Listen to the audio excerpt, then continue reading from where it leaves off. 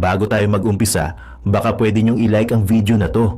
Malaking bagay ang like sa aming mga content creators. Maraming salamat po.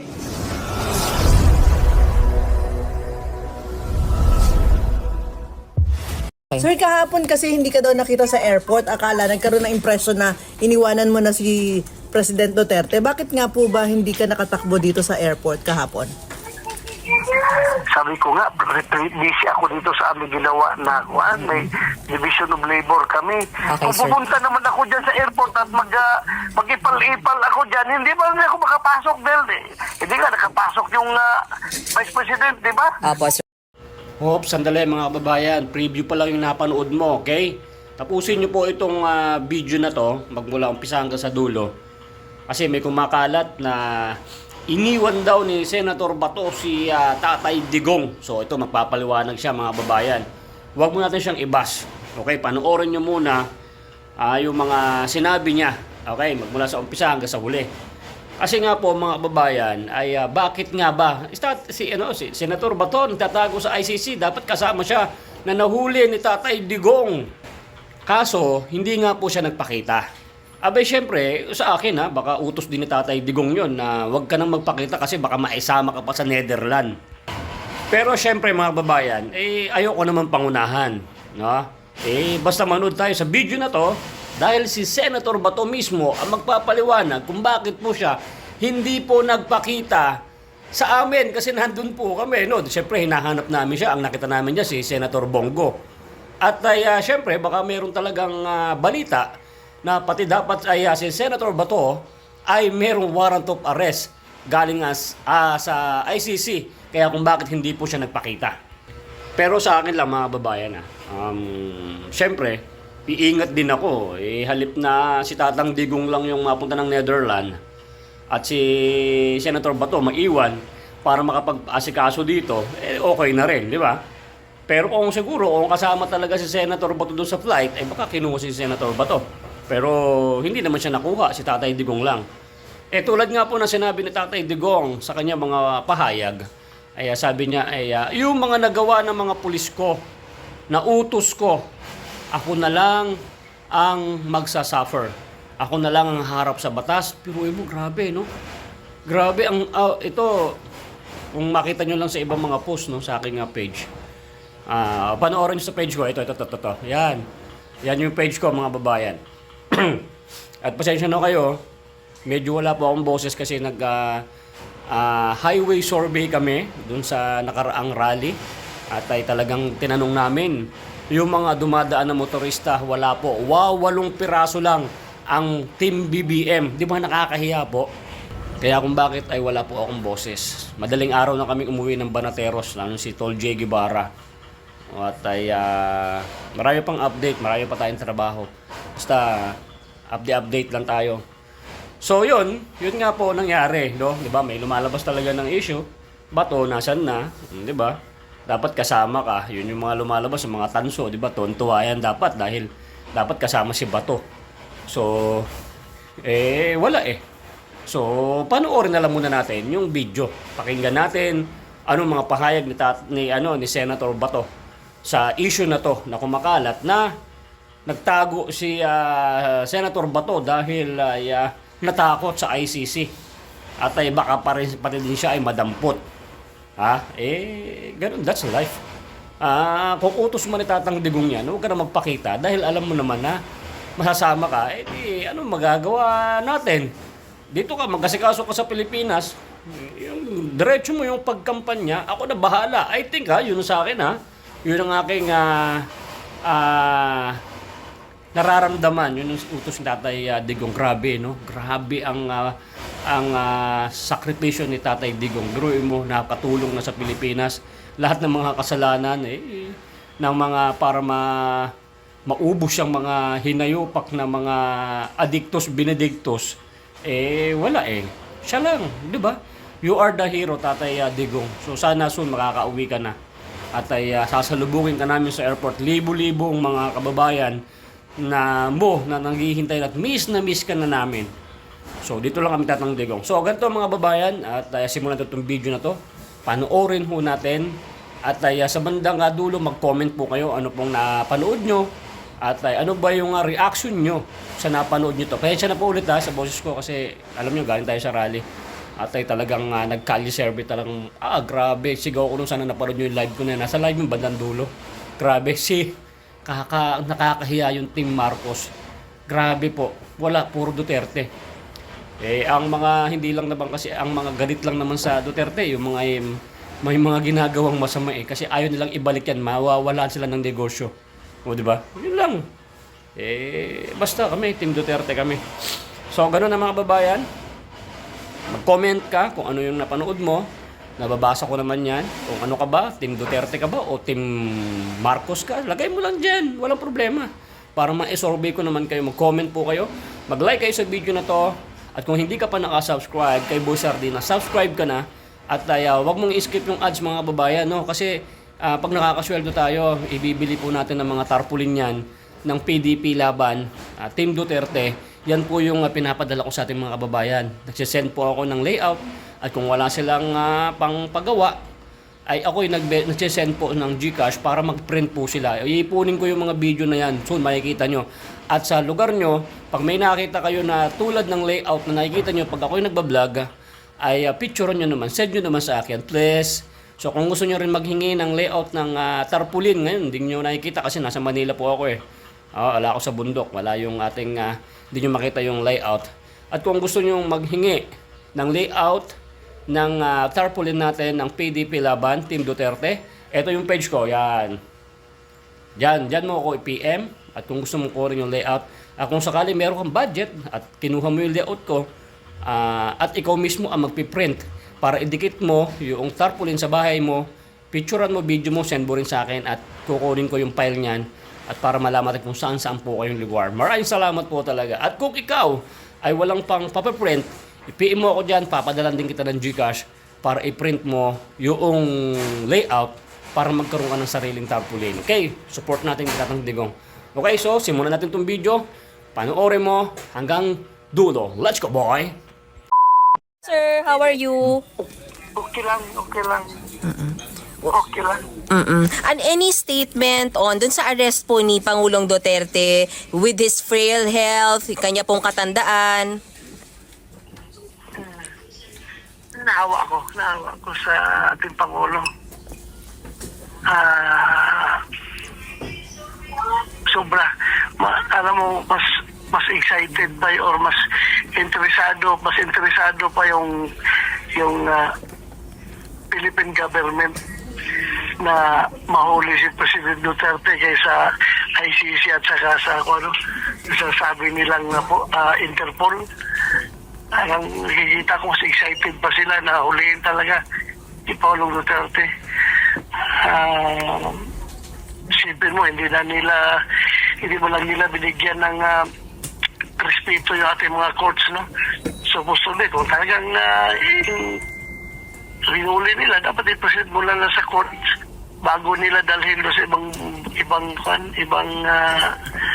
ibang lugar, sa ibang bansa. Do you feel injustice? Ganon? Yes, so much, sobra. This government is so oppressive. Sir, andito ka pa sa Pilipinas? Andito ako. Naka-loudspeaker ka, sir, and nagre-record kami, sir, ha? Hope it's okay. Sir, may info na sir kayo kung may warrant of arrest na rin sa inyong inilabas o ilalabas? Wala pa. Wala pa ko info. But, Kaya I was hoping na yung pinail ka, kaya ako hindi man kami magkasama sa Hong Kong, di ba? Naiwan ako dito. All I did was akong pinas nila mag-asikaso sa legal. Kinupinig ko yung aking mga lawyer at saka yung lawyers ni PRRD para to come up with a petition for TRO.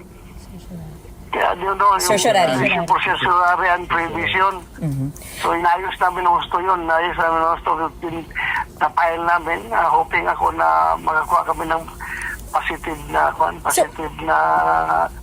results from the Supreme Court. Pero ginunk, sir. Yung TRO ata. Ginunk, sir. What's your reaction on that? Walang TRO so far.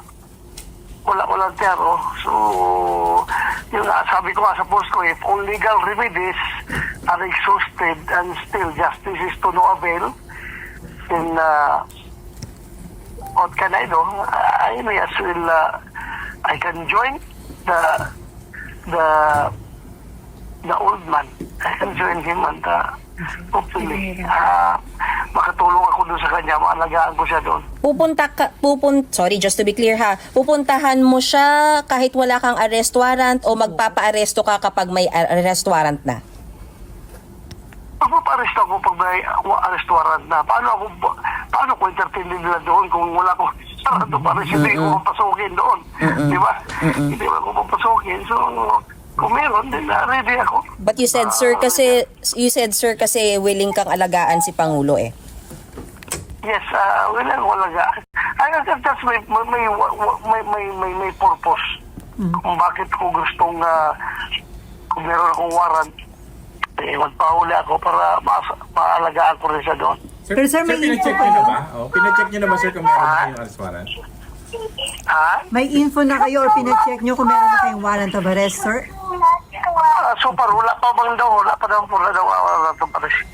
So mangangampanya ka pa rin, sir? Lalabas ka pa rin para mangampanya? Yeah, I will live a normal life. I will lead a normal life unless warrant is being served. Sir, If warrant is being served, is to be served, then I'm ready. sir, when say sir ready, anong preparation sir in terms of pakikipag-usap mo sa family, sa mga lawyers, paano niyo piniprepare sir, especially sa I'm family? ready to submit myself. Sir, I'm pero ready to submit myself to the authorities. may mga impake na kayong ginagawa. Paano sir yung mga sa pamilya niyo sir? Paano niyo nire-ready rin yung pamilya niyo? Yeah, I talked to my wife already. Ano sabi, sir? I talked to my wife already, and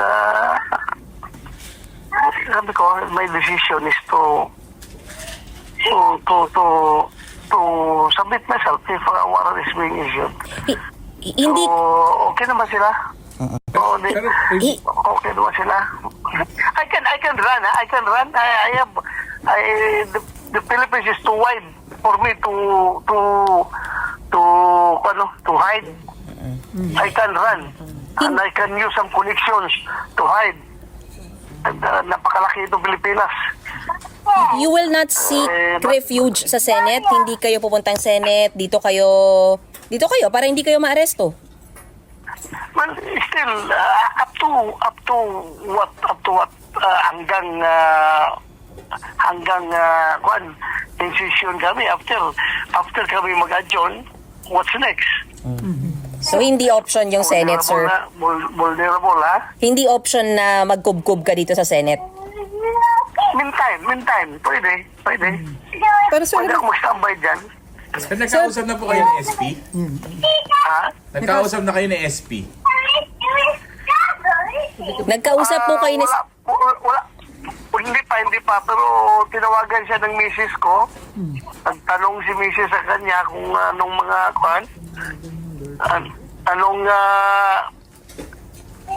pero wala pa. Hindi pa nagkuhan. Hindi masyado nagkapag-usap. Dahil busy si SP. Tumatawag yung misis ko. Pero sir, kayo, wala kayong plano na kausapin si Senate President Escudero kung anong pwede extend na tulong sa inyo? Wala pa. Kasapin ko siguro siya. Talangin ko. Anong gusto mong tulong na hingin, sir, kay SP?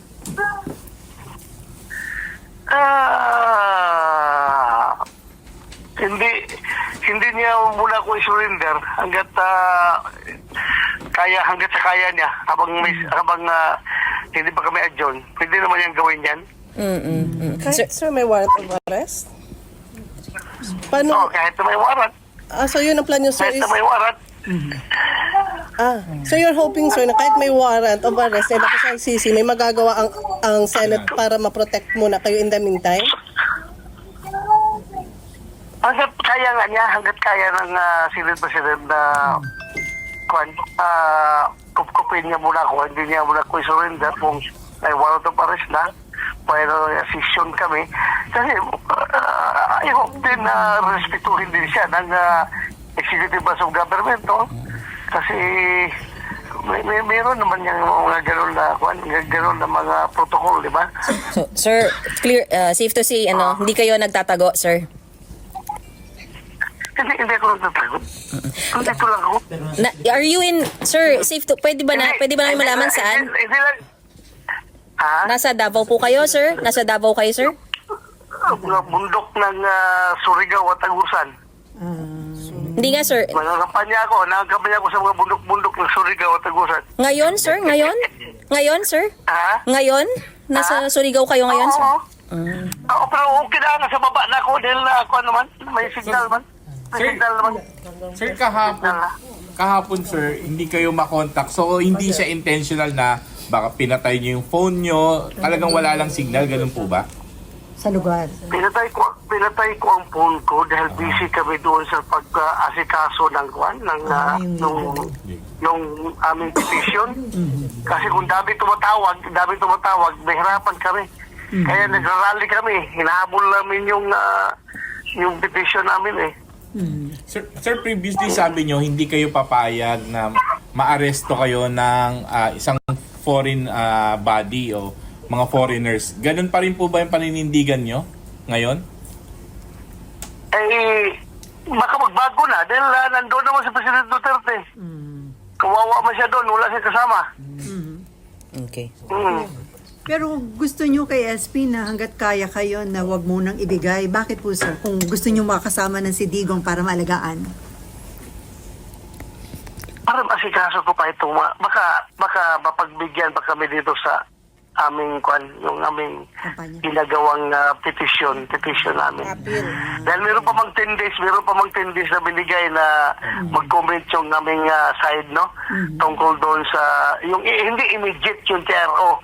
Sabi nga ng Supreme Court, we failed to substantiate our petition na very urgent na kaagad mag-issue ng TRO. But, yun nga, binigyan pa kami ng 10 days na mag-comment. Baka yung comment namin ay bibigyan lang ng weight na hindi naman immediate na TRO. Baka after 5 days o 10 days mag-issue sila. Din, mas maganda sana. Sir, Hindi na tayo madala doon sa dahil. sir, isa pa. Kung may warrant na. Sir, kinagulat niyo pa ba na nauwi sa arestuhan o you were expecting this already, sir? Yung ICC arrest? Yeah, I've been expecting it already dahil kahit pa paano meron man tayong sariling intel din. Isa na lang. Kailan nyo nalaman, sir, yung ICC arrest? Sabi nyo, weekend kayo yung nag-asikaso nung petition eh. So, kailan nyo nalaman na meron? Kailan nyo nalaman yung arrest warrant na lalabas? Kung weekend pa lang nagpe-prepare na kayo? Doon sa yung the day na nasa Hong Kong kami, dapat nasa Hong Kong kami. Saturday nyo nalaman, sir? Friday? Friday? Ha? Friday, sir? Friday? Anong araw ba yung Hong Kong dapat? Kasi madaling araw yung flight ko eh. Friday, sir. Friday. Saturday. Friday. So, madaling araw yung flight ko dapat, hindi ko na tinuloy dahil nakatanggap ako ng info na yun nga, may warrant na kami. Ang info nga is dalawa na kami ni President Duterte may warrant. So sabi ko, hindi na ko tutuloy para saksasuhin ko yung, di ba sabi ko sa inyo noon na pag may warrant kami, I will seek judicial relief from the Supreme Court. So yun doon ako nag-concentrate ngayon. Coordinate ko lahat ng mga lawyers namin. Okay. Gagawa ko ng petition. Kaya yung cellphone ko, in-off ko dahil ang daming tumatawag. Hindi kami mag-concentrate sa aming ginagawa na petition.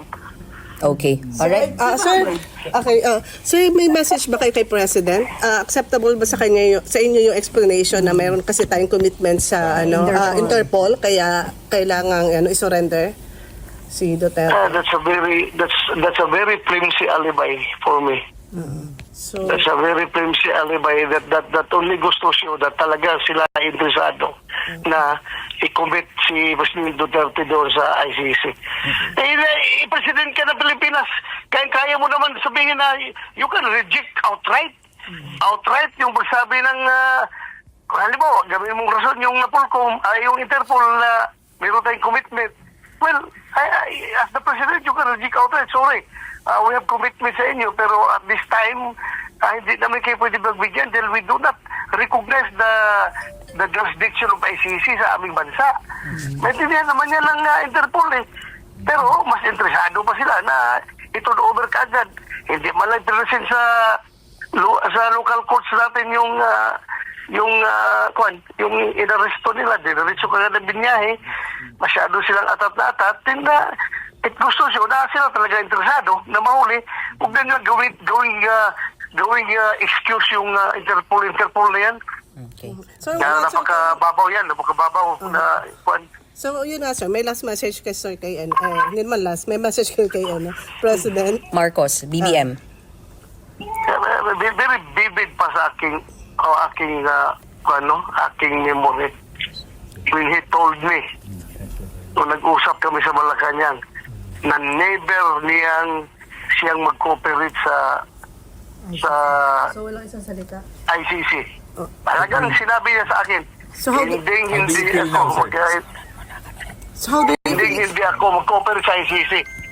Sabi niya sa akin noon, huwag ka mag-alala. Hindi ko mag-cooperate sa ICC. Dahil after ninyo, who's next? Baka kami na naman. Yan ang sabi niya sa akin. So anong pang kakaramdam niyo, sir, ngayon? Feeling betrayed. Feeling betrayed. Sir, last Betrayal to the max. Sir, last na. Betrayal to the max. Totoo bang yung pagpunta ni Pangulo sa Hong Kong ay para mag-seek ng asylum sana and hindi siya ginrant ni President Xi Jinping? Can you confirm that?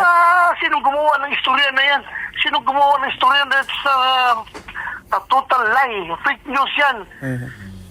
Pagod na nga yung tao, pinilit lang niyang bumiyahe dahil nga concern siya sa aming partido, yung mga slate namin na kanyang maikampanya doon sa Hong Kong, doon sa mga OFW. Anong si Jinping na yan wala yan. Sir, Okay. Very far-fetched yan, very far-fetched at saka total lie yung akusasyon na yan. Pumunta siya doon para tumulong sa mga kandidato para may kampanya niya. Kahit napagod na siya, hindi siya dapat magbiyahe, pero pinilit niya bumiyahe para tulong lang sa aming line-up. Sir, may yung mga ibang supporters po ng Duterte family na nawagan na punta sa EDSA, lumaban sa gobyerno. Anong masasabi niyo po doon? Well, they can do what they want kung anong gusto nila. So, I prefer sobriety. I prefer sobriety and peace of mind because kung nagkagulo tayo rin, pamilya rin natin ang magsasuffer. But kung ano man yung pakiramdam nila, I am in a position to control them kung anong gusto nila mangyari. Okay. Sila ay feeling agrabyado na talaga sila. They can secret reason sa kalsada, pero I prefer sobriety. Okay. Sir, kahapon kasi hindi ka daw nakita sa airport. Akala, nagkaroon ng impression na iniwanan mo na si President Duterte. Bakit nga po ba hindi ka nakatakbo dito sa airport kahapon? Sabi ko nga, busy ako dito sa aming ginawa na may division of labor kami. Kung sir. pupunta naman ako dyan sa airport at mag-ipal-ipal ako dyan, hindi ba ako makapasok dahil hindi nga nakapasok yung Vice President, di ba? Apo, sir. Hindi nga nakapasok yung Vice President. So I would rather do my job yung pagkasikaso doon sa aming petition. Okay, sir. Yun man ang aking trabaho. Oo. Sir, maraming salamat. Thank you so much. Ingat, sir. Ingat.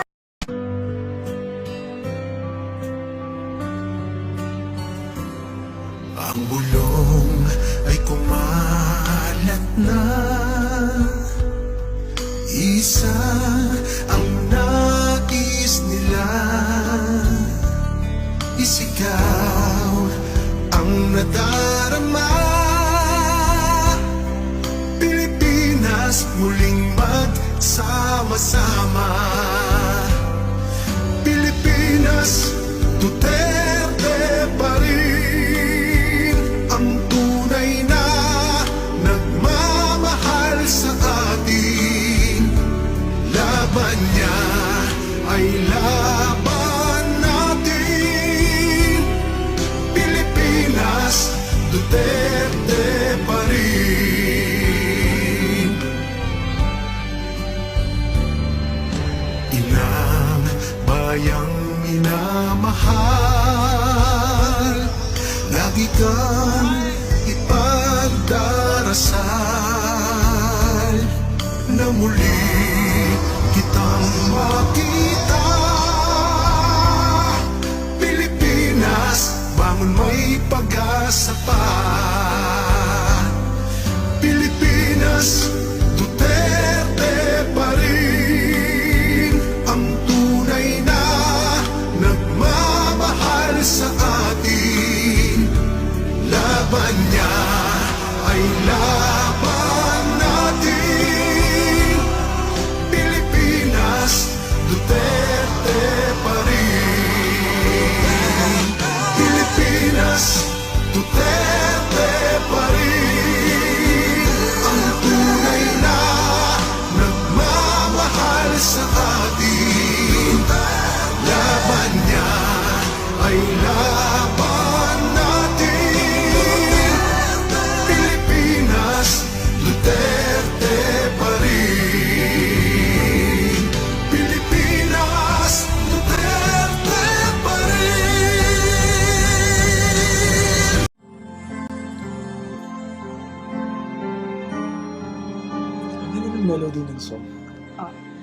Ang bayan ko'y pinagpala, pagkat sa aming pinigay ang isang biyaya. Biyaya na mag-aahon sa hirap at dilim ng kahapon, at sa bawat Pilipino'y magtatanggol. Sa bayan ko dating laganap, pang-api at dusa sa aming mga mahihirap. Ngunit ikaw ay dumating, sagot sa aming mga dalangin.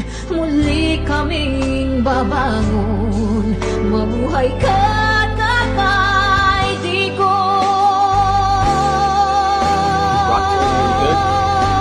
Ama,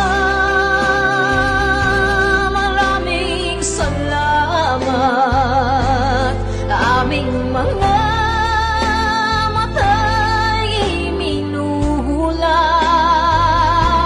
gawain ng masasamay iyong isiniwalat. Ikaw lang ang pag-asa naming lahat.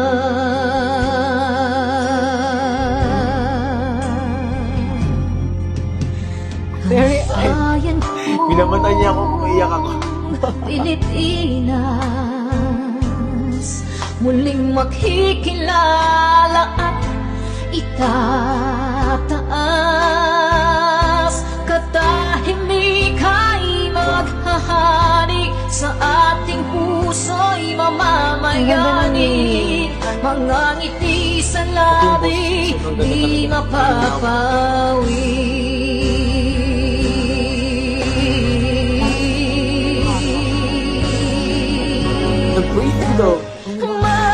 Mabuhay ka, Tatay Digong, maraming salamat.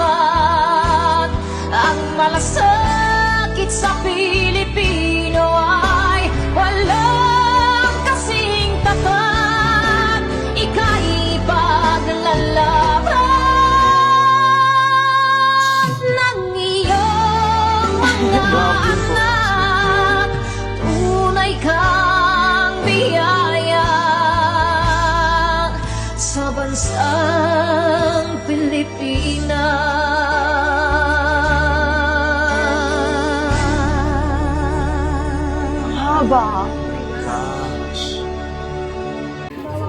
Nay, ito na yung bayad ko sa isa, ano? O, kunin mo yung isa.